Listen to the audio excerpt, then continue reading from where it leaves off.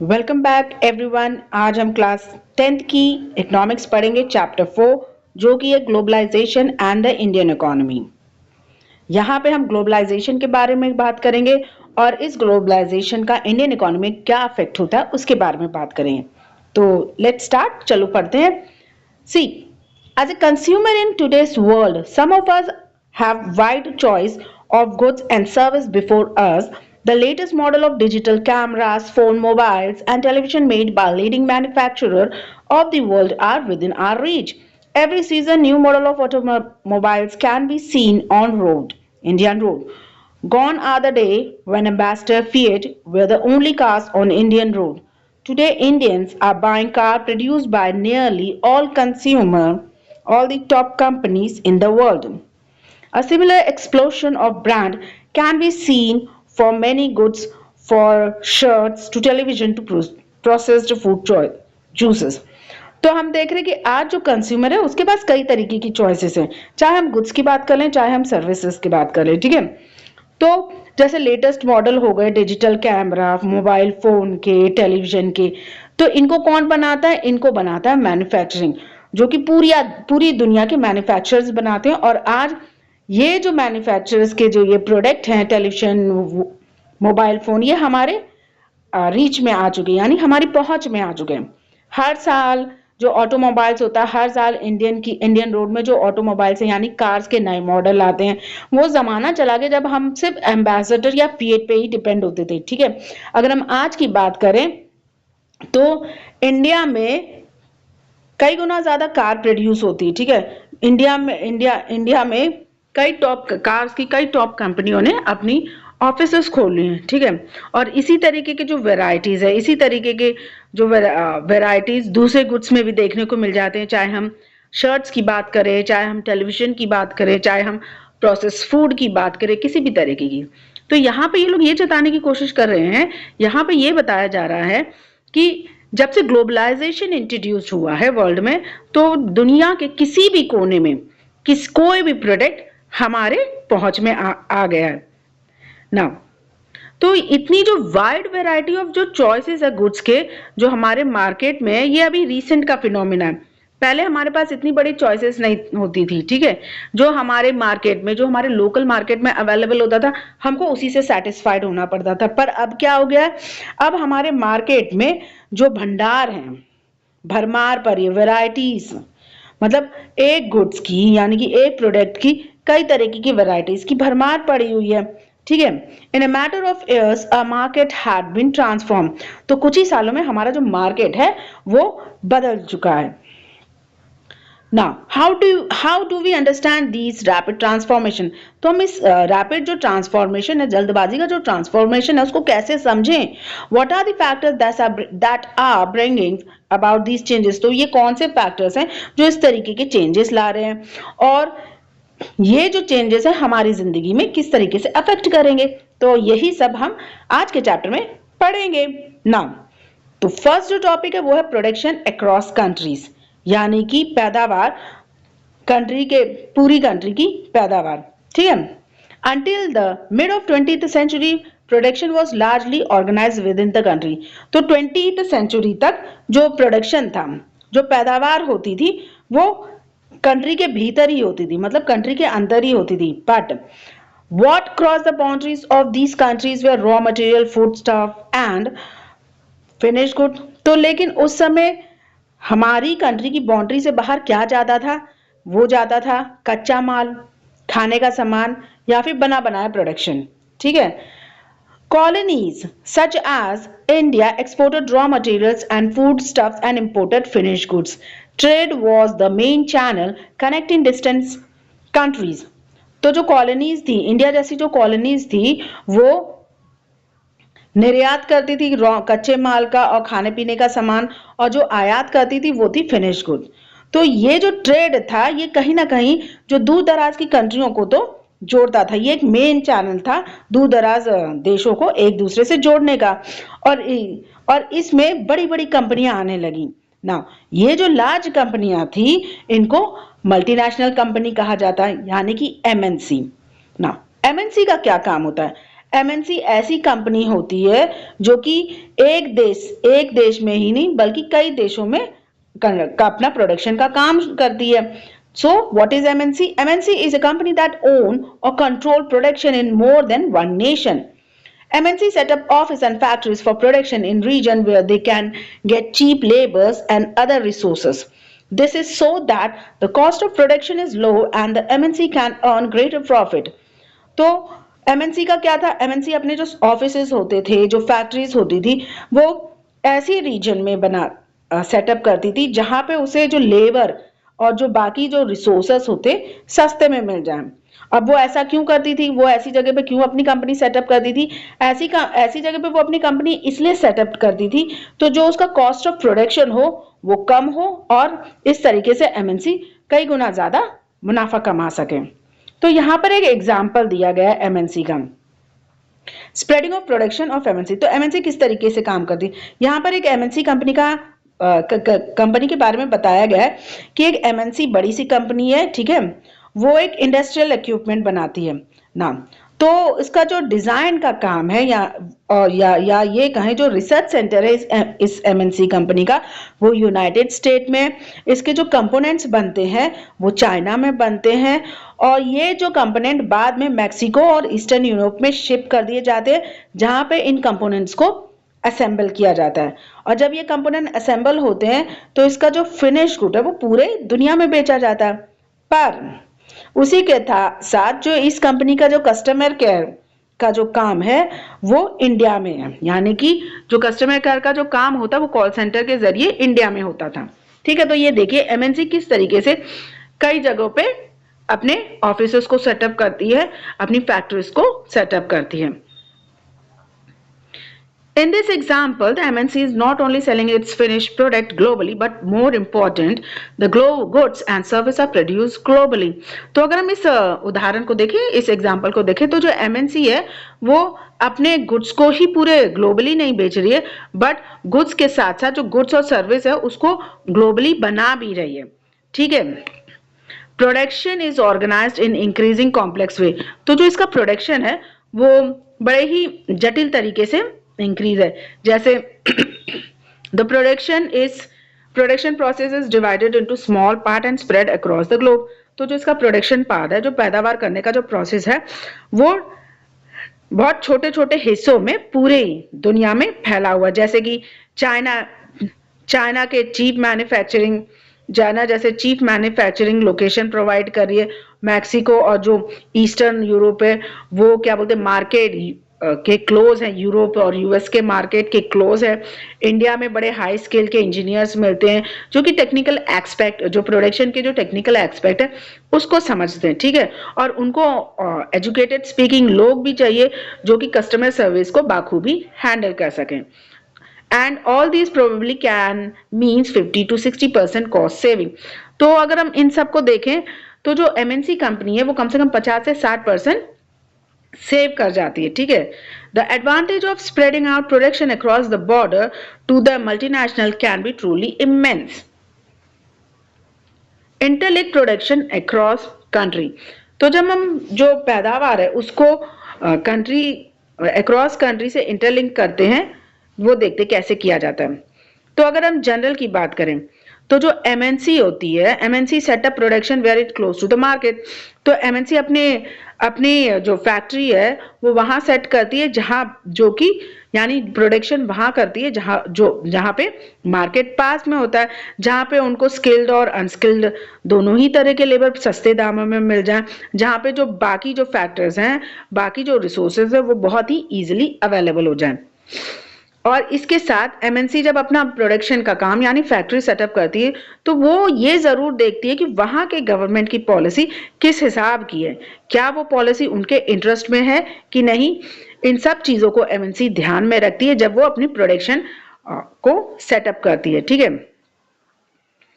Having themselves of these conditions, MNC set up factories and produce offices for production.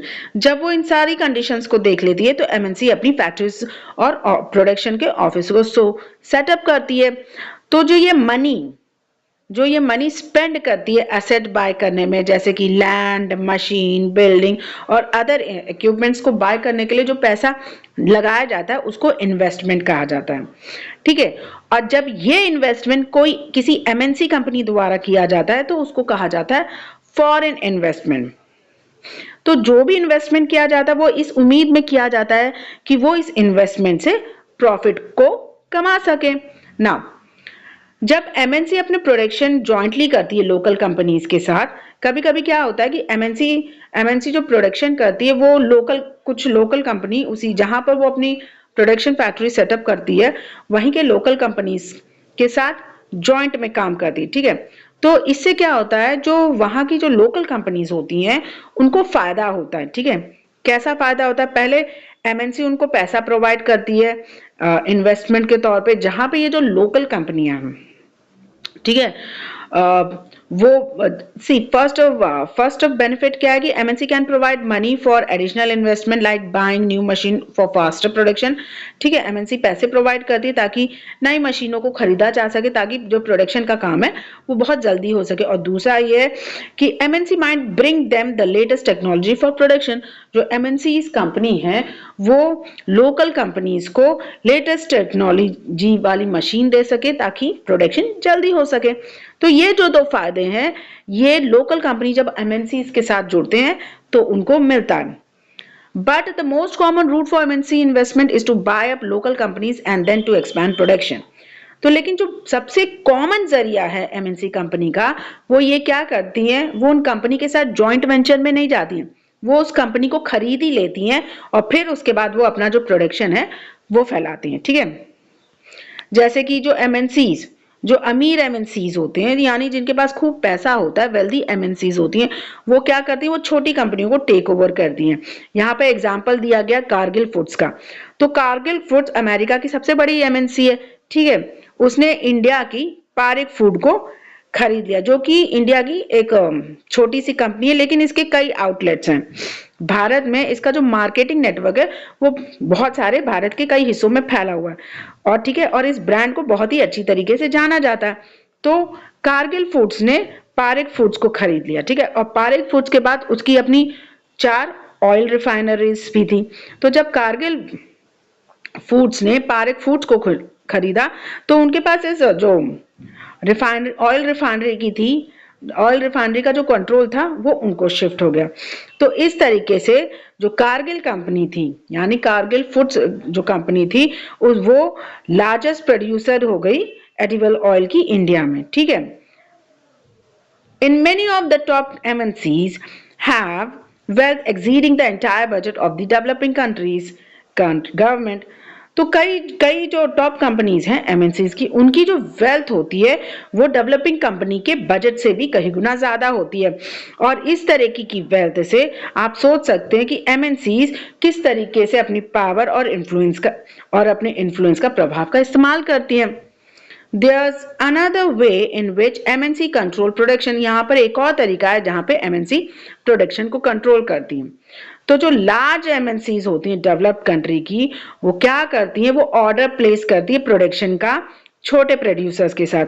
जैसे कि garment की बात कर लें, फुटवेयर की बात कर लें, स्पोर्ट्स आइटम की बात कर लें, ये वो सारी कंपनियों के उदाहरण हैं जहां पे लार्ज जो प्रोडक्शन कंपनीज होती हैं, एमएनसीज होती हैं, वो उस देश के स्मॉल प्रोड्यूसर को प्रोडक्शन का ऑर्डर देती हैं। ठीक है, बाद में ये जो प्रोडक्ट क्या होता है, ये जो छोटे जो प्रोड्यूसर्स होते हैं वो इन प्रोडक्ट को बनाकर वापस एमएनसीज को सप्लाई कर देते हैं। ठीक है, फिर एमएनसीज क्या करती हैं, फिर एमएनसी जो मल्टीनेशनल कंपनियां हैं, वो जो प्रोडक्शन का जो ऑर्डर उन्होंने दिया था, जब वो उसको रिसीव कर लेती है तो वो उस प्रोडक्शन में अपने ब्रांड उन प्रोडक्ट में अपने ब्रांड का नाम चिपका देती हैं। ठीक है, और उसको अपने ब्रांड के नाम के अंतर्गत सेल कर देती हैं।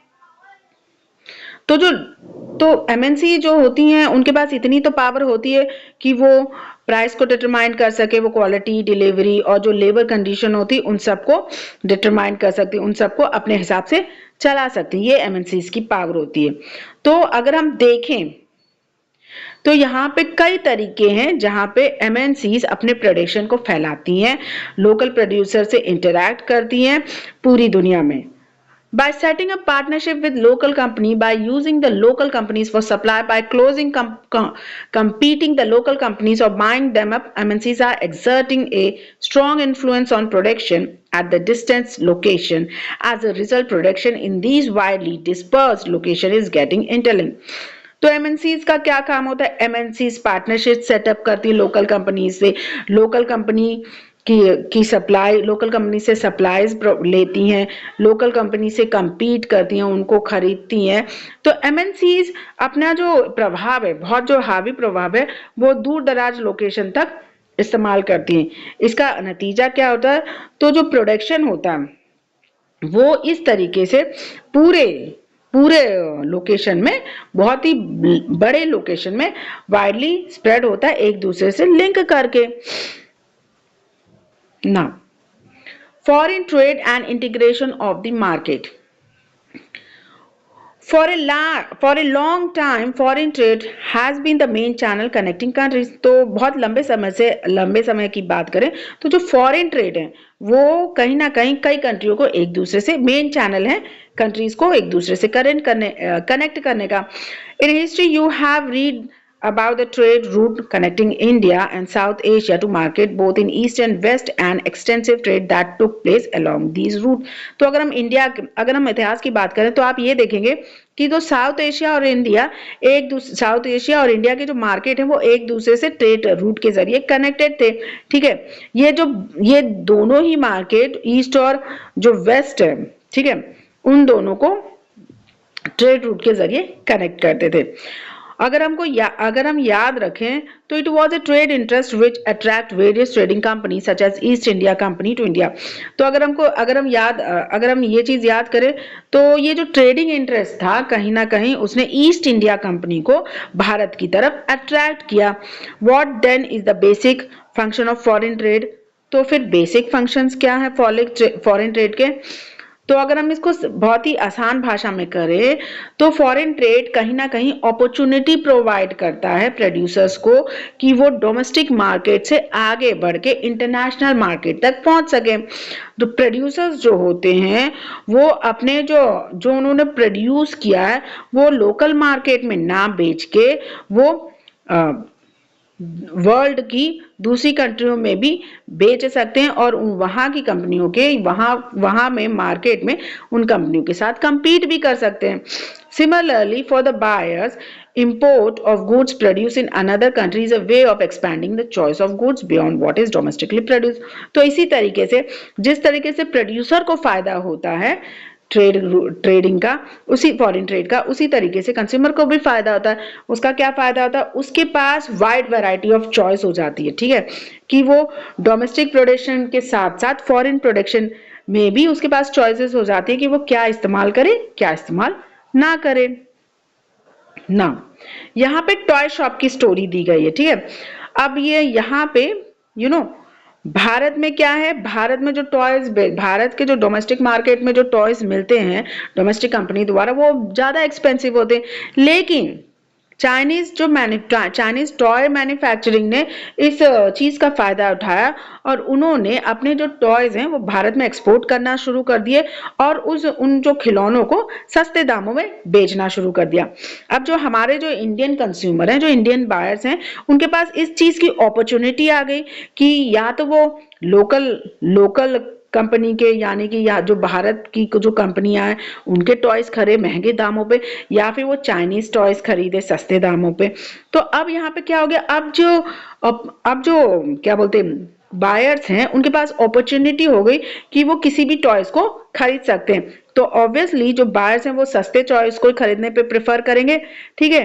तो लेकिन इससे क्या हो गया, इससे जो लोकल कंपनीज थी, यानी जो डोमेस्टिक कंपनीज थी, उनके प्रोडक्शन पे अफेक्ट होने लगा, ठीक है। वो कहीं ना कहीं अपना जो मार्केट है चाइनीज कंपनी से, चाइनीज टॉय से लूज करने लगी, ठीक है। चाइनीज कंपनी धीरे धीरे अपना मार्केट इंडिया में फैलाने लगी, खिलौनों का मार्केट अपने इंडिया में फैलाने लगी, लेकिन जो डोमेस्टिक कंपनी थी उसका उनके साथ उल्टा ही हो गया। उनका जो मार्केट था वो धीरे धीरे घटने लगा इंडिया में ही, ठीक है। उनको लॉसेस फेस करने पड़े, उनको अपने जो खिलौने के दाम थे वो कम करने पड़े। Now, in general, with the opening of trade, goods travel from one market to another. अगर हम जनरली बात करें तो जब ट्रेड ओपन हुआ था तो गुड एक मार्केट से दूसरे मार्केट में आते हैं। दो जो चॉइसेस होती हैं गुड्स की वो मार्केट में ही राइज होती हैं। जो प्राइसेस होते हैं, एक ही गुड्स के प्राइसेस दो अलग अलग मार्केट में इक्वल होते हैं। Producer in the two countries now closely compete against each other even though they are separate by thousands of miles. तो जो प्रोड्यूसर्स हैं, यानी जो प्रोड्यूसर्स हैं दो कंट्री के जो कि दूर दराज में हैं, वो भी अब एक दूसरे से compete कर सकते हैं। तो फॉरेन ट्रेड कहीं ना कहीं इस बात का नतीजा है कि वो जो मार्केट है, ठीक है, वो मार्केट को एक दूसरे से कनेक्ट करता है। कई कंपनियों, कई देशों के मार्केट्स को फॉरेन ट्रेड के जरिए एक दूसरे से कनेक्ट करना आसान हो गया है। तो अब ग्लोबलाइजेशन क्या है? तो what is globalisation? In the past 2 or 3 decades, more and more MNCs have been looking for location around the world which would be cheap for their production. तो 2-3 दशकों से देखा जाए तो जितनी ज्यादा से ज्यादा जो MNC कंपनियां हैं वो अपनी प्रोडक्शन को सेटअप करने के लिए बड़ा सस्ते दामों में लोकेशन देख रही है। Foreign investment by MNC in these countries has been rising. तो जो फॉरेन इन्वेस्टमेंट है जो MNC द्वारा करी जा रही इन कंट्री में वो भी बढ़ने लगा। At the same time foreign trade between these country has been rising rapidly. और उसी के साथ जो फॉरेन ट्रेड है इन कंट्रियों का वो भी बहुत ही रैपिडली बढ़ने लगा है। A large part of foreign trade is also controlled by MNCs. तो जो बड़ा हिस्सा है फॉरेन ट्रेड का वो भी MNC द्वारा कंट्रोल किया जाता है। For instance the car manufacturing plant of Ford motor in India not only produce car for the Indian market, it also export car to other developing countries.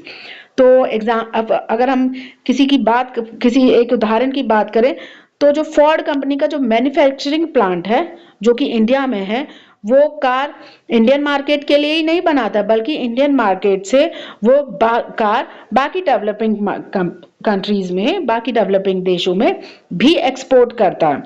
And exported car component for its, और जो car के जो component हैं, ठीक है, वो भी पूरी दुनिया में एक्सपोर्ट करता है। Likewise, activities of most MNCs involve substantial trade in goods and also services. The result of great foreign investment and greater foreign trade has been greater integration of production and market across countries. तो जो नतीजा है foreign investment का या foreign trade का वो कहीं ना कहीं इस बात का सबूत है कि जो प्रोडक्शन है, जो मार्केट है वो पूरी दुनिया में बहुत ही उसके साथ फैल रहा है। Globalisation is a process of rapid integration. और तो जो ग्लोबलाइजेशन है वो कहीं ना कहीं एक इंटरकनेक्शन, कहीं ना कहीं एक प्रोसेस है, कहीं ना कहीं एक जरिया है कई देशों को एक दूसरे से इंटरनेट करने का, जोड़ने का।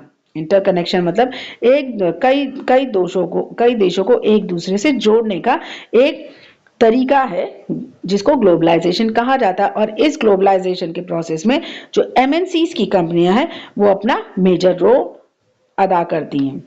मोर and more goods and service investment and technologies are moving between countries. तो ज्यादा से ज्यादा जो गुड्स हैं, जो सर्विसेज है, जो इन्वेस्टमेंट, जो टेक्नोलॉजीज हैं वो एक कंट्री से दूसरी कंट्री में मूव कर रही हैं या फैल रही हैं। Most region of the countries are in closer contact with each other. Then a few decades back. तो कई जो देश हैं वो एक दूसरे से, कई जो देश हैं दुनिया के वो एक दूसरे से बहुत ही आसानी से कनेक्ट हैं, बहुत ही ज्यादा क्लोज कनेक्शन रखते हैं, जो कि कई पिछले कई दशकों में नहीं हुआ है। इसके साथ जो मूवमेंट है गुड्स का, जो सर्विस का, जो इन्वेस्टमेंट, जो टेक्नोलॉजी का जो मूवमेंट है, वो there is one way in which the country can be connected. कहीं ना कहीं वो एक जरिया है जिसकी वजह से जो कंट्रीज हैं वो एक दूसरे से जुड़ी हुई हैं। This is through the movement of people between the countries. दूसरा जो जरिया जिसके जरिए जो कंट्रीज है एक दूसरे से जुड़ी हैं, वो है लोगों का एक देश से दूसरी जगह जाना। जो लोग होते हैं, जो पीपल्स होते हैं, वो एक कंट्री से दूसरी कंट्री बेटर इनकम के लिए, बेटर जॉब के लिए या बेटर एजुकेशन के लिए जाते हैं। और पिछले कई दशकों से there has been much increase, और इसमें कई तरीके का बढ़ावा हुआ कि जो लोग हैं वो एक देश से दूसरे देश में कई सीरियस रिस्ट्रिक्शन के बाद भी जाते हैं। फैक्टर्स दैट इनेबल ग्लोबलाइजेशन, वो कौन से फैक्टर्स हैं जो ग्लोबलाइजेशन को इनेबल करते हैं, सुचारू रूप से चलाते हैं। पहला तो हो गया टेक्नोलॉजी। जिस तरीके से टेक्नोलॉजी की जो रैपिडली इम्प्रूव्ड हो रही है, वो सबसे बड़ा फैक्टर है ग्लोबलाइजेशन प्रोसेस के लिए। अगर पिछले 50 सालों की बात करें तो हमारी जो टेक्नोलॉजी है, खासतौर पे जो ट्रांसपोर्टेशन टेक्नोलॉजी है, उसमें कई तरीके के इम्प्रूवमेंट हैं।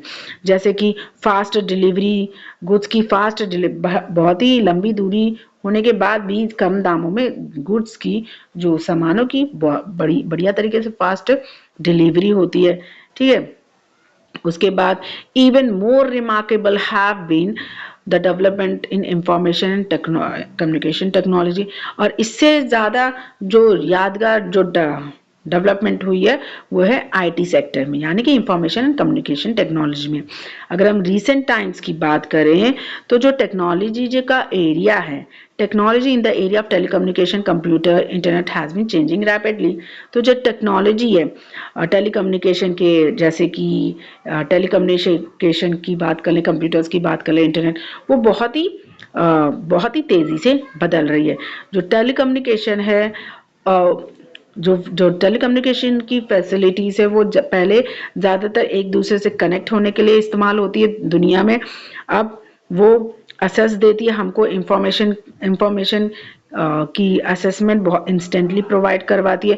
अब हम रिमोट एरिया से भी कम्युनिकेट कर सकते हैं। This has been facilitated by satellite communication device. तो ये जो फैसिलिटी है वो सैटेलाइट कम्युनिकेशन डिवाइस के जरिए ही मुमकिन हुई है। As you would be aware, computer have now enter almost. तो अगर आप देखें तो कंप्यूटर लगभग हर फील्ड में अपनी महत्वपूर्णता जता चुका है। जैसे you might have also ventured into the amazing world of internet. अगर आप देखें इंटरनेट में, तो where you can obtain and share information on almost anything you want to know. Internet also allow us to send instant electronic mail and talk across the world at negligible cost. अगर हम internet की बात करते हैं तो हम तुरंत internet से इंफॉर्मेशन ले भी सकते हैं, इंटरनेट के जरिए इंफॉर्मेशन एक दूसरे से शेयर भी कर सकते हैं। इंटरनेट हमें इंस्टेंट मेल सेंड करने की इजाज़त देता है। हम लोगों से, जो दुनिया में लोगों से बात कर सकते हैं, बड़े ही मतलब नेग्लिजिबल, बड़े ही सस्ते दामों पे या फिर ना के बराबर दामों पे। नाउ दूसरा जो पॉइंट है, liberalisation of foreign trade and foreign investment policy. अगर हम चाइनीज टॉयज की बात करें, अगर हम वापस उस एग्जाम्पल पे पहुंचे, चाइनीज टॉय वाले एग्जाम्पल पे पहुंचे, तो मान लो अगर इंडियन गवर्नमेंट उन टॉयज के इंपोर्ट पे टैक्स लगाता तो क्या होता। जब चाइनीज टॉय को अगर हम इंपोर्ट करते अपने भारत में और उस पर टैक्स लगता, तो जाहिर सी बात है, तो चाइनीज जो टॉय है वो सस्ते में नहीं बिकते। ठीक है, जो इंडियन मार्केट है, जो इंपोर्ट चाइना से जो इंपोर्ट किया होता है, वो कहीं ना कहीं रिड्यूस हो जाता। क्यों? क्योंकि जब हम कोई चीज इंपोर्ट करेंगे तो जो उसका जो प्रोडक्शन है, सॉरी, जो उसका जो सेल्स प्राइस है वो बढ़ जाएगी। ठीक है, तो इससे क्या होगा, ऑटोमेटिकली जो इंडियन टॉय मेकर्स हैं वो फलेंगे फूलेंगे। ठीक है, तो जब हम टैक्स इंपोर्ट पे इम्पोज करते हैं उसको कहा जाता है trade barrier. So what is trade barrier? Tax on import is an example of trade barrier or it is called a barrier because जब हम कोई चीज इंपोर्ट करते हैं उस पर कुछ तरीके की रिस्ट्रिक्शन को सेटअप कर दिया जाता है. तो गवर्नमेंट ये ट्रेड बैरियर क्यों यूज करती है? गवर्नमेंट ये ट्रेड बैरियर इसलिए यूज करती है ताकि वो इंक्रीज या डिक्रीज कर सके फॉरेन ट्रेड को. ठीक है, और ये डिसाइड कर सके कि किस तरीके के गुड्स हमारे देश में आने चाहिए और कितने हमारे देश में आने चाहिए, और इसीलिए ट्रेड बैरियर का इस्तेमाल होता है. The government the Indian government after independence had put barrier to foreign trade and foreign investment. आजादी के बाद जो इंडियन गवर्नमेंट थी उन्होंने कई तरीके के बैरियर्स लगाए थे फॉरेन ट्रेड और फॉरेन इन्वेस्टमेंट में. अब नाउ ये बैरियर्स इसलिए लगे थे जो लोकल कंट्रीज थी, जो लोकल प्रोड्यूसर्स थे हमारे देश को, ये उन लोकल प्रोड्यूसर्स को बचाने के लिए, उनको सेव करने के लिए, फॉरेन कंपटीशन से प्रोटेक्ट करने के लिए लगाए गए थे. क्योंकि उस टाइम पे हमारी कंपनियां जस्ट अपने वजूद में आई थी. ठीक है, और वो उस स्टेज में नहीं थी कि वो कंपटीशन फेस कर सके, जिसकी वजह से जो इंडियन गवर्नमेंट थी उन्होंने ट्रेड बैरियर लगा दिया था. Now Thus India allowed import of only essential item. तो जिसकी वजह से जो इंडिया थी उन्होंने सिर्फ और सिर्फ ऐसे आइटम को इंपोर्ट करने की इजाजत दी जो कि हमारे लिए एसेंशियल थी, जैसे कि machinery, fertiliser, petroleum etcetera. Note that all developed countries during the early stage of development have been production to domestic producer through a variety of means. तो अगर आप इस बात को देखें तो जितनी भी डेवलप्ड कंट्री थी उस टाइम पे, तो वो अपने अर्ली स्टेज में थी डेवलपमेंट के, और उन्होंने कई तरीके के हथकंडे अपनाए अपने डोमेस्टिक प्रोड्यूसर्स को बाहरी कंपटीशन से बचाने के लिए. Starting around 1991, some far-reaching changes in policy were made. तो 1991 की शुरुआत में कई तरीके के चेंजेस किए इंडियन पॉलिसी में, जैसे कि गवर्नमेंट ने ये डिसाइड किया the time had come for Indian producer to compete with producer around the world. तो ना गवर्नमेंट ने इस बात का फैसला लिया कि अब समय आ गया कि जो हमारे इंडियन प्रोड्यूसर्स हैं वो फॉरेन प्रोड्यूसर से compete करे दुनिया में. तो ये जो कंपटीशन है कहीं ना कहीं ऐसा मतलब कहीं ना कहीं इस फैसले को इसलिए लिया गया ताकि इस कंपटीशन के जरिए जो इंडियन प्रोड्यूसर्स हैं, यानी कि जो लोकल प्रोड्यूसर है, डोमेस्टिक प्रोड्यूसर, वो अपनी क्वालिटी इंप्रूव कर सके, वो अपनी परफॉर्मेंस इंप्रूव करे अपने देश के अंतर्गत, और उनके पास जो क्वालिटी है, ठीक है, उसको इंप्रूव करने का जरिया हो. नाउ इस तरीके का जो फैसला था वो कई पावरफुल ऑर्गेनाइजेशन द्वारा सपोर्ट किया जाने लगा. नाउ तो जो ट्रेड बैरियर था फॉरेन ट्रेड का और जो फॉरेन इन्वेस्टमेंट का, उसको कई हद तक हटा दिया गया. This means that goods could be imported and exported easily and also foreign companies could set up factories and office here. तो इसका मतलब ये था, जब ये ट्रेड बैरियर्स और फॉरेन इन्वेस्टमेंट के ऊपर बैरियर हटा दिए गए थे, तो इसका मतलब ये था अब गुड्स बड़ी आसानी से इंपोर्ट और एक्सपोर्ट किए जा सकते हैं, और जो फॉरेन कंपनीज हैं वो बड़ी आसानी से अपनी फैक्ट्रीज और ऑफिसेस यहाँ पे सेटअप कर सकती हैं. Removing barriers or restrictions set up by government is what is known as liberalization. जब हम बैरियर्स हटा देते हैं, रिस्ट्रिक्शन हटा देते हैं जो गवर्नमेंट द्वारा सेटअप की जाती है, तो इसको लिबरलाइजेशन कहा जाता है. With the liberalization of trade, businesses are allowed to make decisions freely.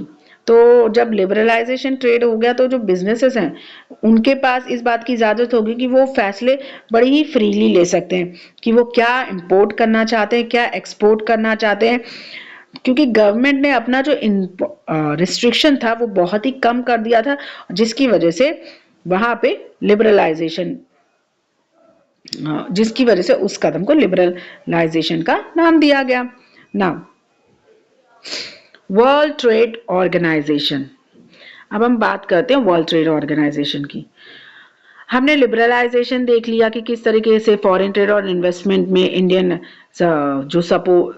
ने सपोर्ट किया लिबरलाइजेशन का. ठीक है, किस तरीके से इंडिया में कई पावरफुल इंटरनेशनल ऑर्गेनाइजेशन ने सपोर्ट किया लिबरलाइजेशन का। तो ये जो ऑर्गेनाइजेशन है इनका ये मानना था कि जो बैरियर्स हैं जो कि फॉरेन ट्रेड और इन्वेस्टमेंट में लगाए गए हैं वो कहीं ना कहीं हार्मफुल है। ठीक, उनको ये लगता था कि यहाँ पर किसी तरीके का बैरियर नहीं होना चाहिए। जो ट्रेड है, जो कंट्रीज के बीच में जो ट्रेड होते हैं वो फ्री होने चाहिए, ताकि जितनी भी कंट्रीज हैं इस दुनिया में वो लिबरल पॉलिसी को अपनाए। तो WTO एक ऐसी संस्था थी, ऐसी ऑर्गेनाइजेशन थी जिसका एम ही था लिबरलाइज इंटरनेशनल ट्रेड। ठीक है, जिसका एम ही था लिबरलाइजेशन करना, जो इंटरनेशनल ट्रेड है उसको लिबरलाइज करना। तो उन्होंने इस तरीके की पहल को जो डेवलप्ड कंट्री थी, जो विकसित कंट्री थी उसके साथ शुरू किया। तो WTO ने रूल्स एस्टैब्लिश किए इंटरनेशनल ट्रेड के रिगार्डिंग, और इस रूल को हर किसी को मानना था। अब इस रूल को मानने के लिए WTO में कम से कम 160 जो कंट्रीज थी, वो पूरी दुनिया की 160 जो कंट्री थी वो उस समय नहीं, करेंटली WTO की मेंबर है। ऐसा माना जाता है कि WTO का काम था कि पूरी दुनिया में ट्रेड को फ्री करना, प्रैक्टिकली पूरी दुनिया में ट्रेड को फ्री करना, पर ऐसा हुआ नहीं। क्यों? क्योंकि जो डेवलप्ड कंट्री थी वो आज भी कहीं ना कहीं जो बैरियर्स हैं, जो ट्रेड बैरियर्स हैं, वो अपने देशों में लगाती हैं। ठीक है, लेकिन अगर हम दूसरी बात करें तो जो WTO है वो अपने रूल्स को जो डेवलपिंग कंट्री है उन पे थोप देती है, उनको मजबूर करती हैं कि वो ट्रेड बैरियर्स को हटा दें। ठीक है ना, इस तरीके का एग्जाम्पल आप दे, an example of this is the current debate on trade in agriculture production. ये एक एग्जाम्पल है जहां पर आप देख सकते हैं जो एग्रीकल्चर प्रोडक्शन में इस तरीके का डिबेट अब भी चल रहा है। Impact of globalisation in India. तो ग्लोबलाइजेशन का क्या इम्पैक्ट पड़ा हमारे देश में? ठीक है, हमारे देश में दो तरीके से ग्लोबलाइजेशन पे इम्पैक्ट किया। Let's see what are these. In the last 20th century globalization of Indian economy has come a long way। अगर हम पिछले 20 साल की बात करें तो हमारे इंडियन इकोनॉमी में ग्लोबलाइजेशन बहुत ही लंबे अरसे से आ गया ना। Globalisation and greater competition among producers both local and foreign investment has been of advantage to consumer. तो अगर हम ग्लोबलाइजेशन की बात करें और कंपटीशन की बात करें तो दोनों, चाहे प्रोड्यूसर हो चाहे दोनों प्रोड्यूसर्स, चाहे लोकल हो या फॉरेन प्रोड्यूसर्स हो, वो बड़े ही एडवांटेज में, फायदे में रहे।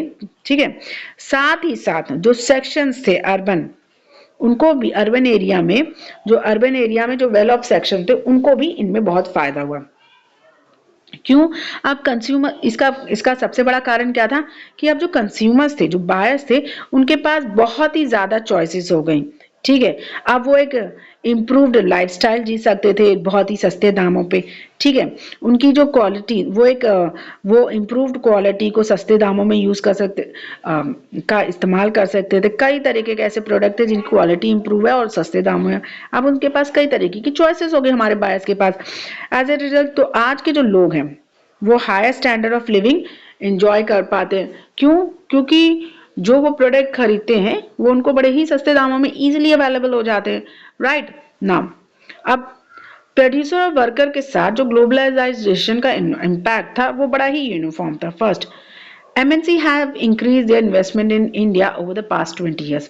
तो जो MNC थी उन्होंने अपनी इंडिया में पिछले 20 साल में जो इन्वेस्टमेंट थी उसको इंक्रीज कर दी, जिसका मतलब ये है कि इन्वेस्टिंग इन इंडिया, जिसका मतलब ये था कि अगर वो भारत में इन्वेस्ट करते तो वो उसको फायदेमंद है। ठीक है, MNC have been interested in industries like cell phone, automobile, soft drinks. जो MNC है भारत में, जो MNC हैं वो ज्यादातर cell phone, automobile, electronics, soft drinks, fast food और अर्बन सेक्टर में जो बैंकिंग सेक्टर है उसमें दिलचस्पी दिखाती हैं। ठीक है, दीज प्रोडक्ट हैव, क्यों? और उसका सबसे बड़ा कारण क्या था? तो ये जो प्रोडक्ट्स हैं इनके बड़े ही वेल ऑफ बायर्स हैं। ठीक है, बड़े लार्ज नंबर में बड़े ही वेल ऑफ बायर्स हैं।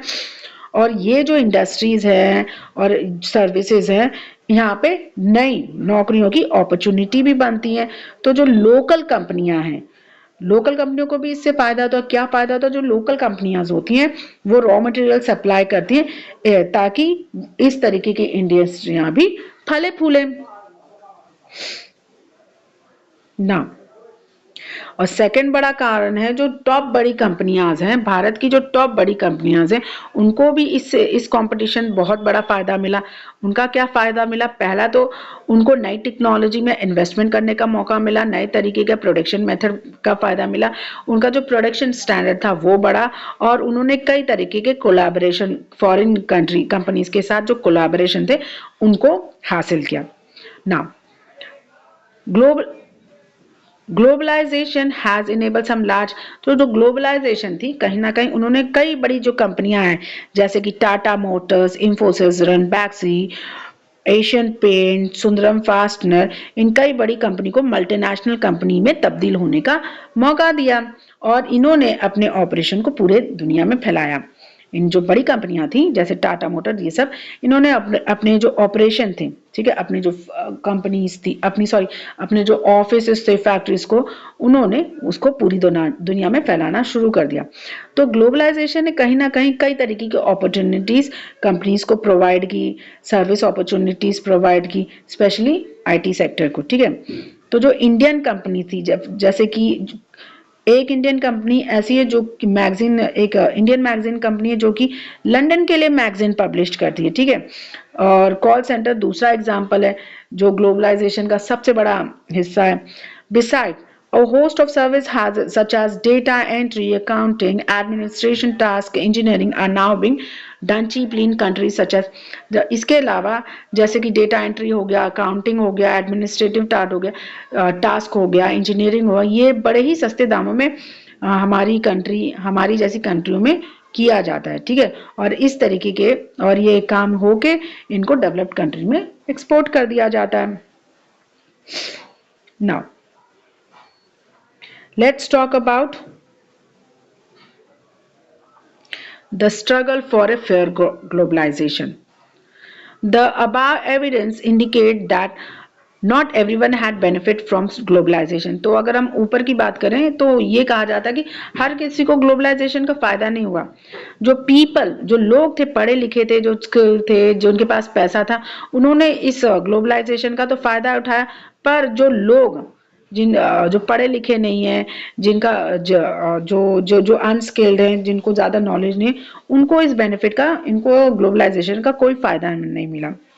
Since globalization is now a reality, the question is how to make globalization more fair. अब देखा जाए तो ग्लोबलाइजेशन अब हकीकत बन चुकी है, लेकिन अब सवाल उठता है कि ग्लोबलाइजेशन को फेयर कैसे किया जाए।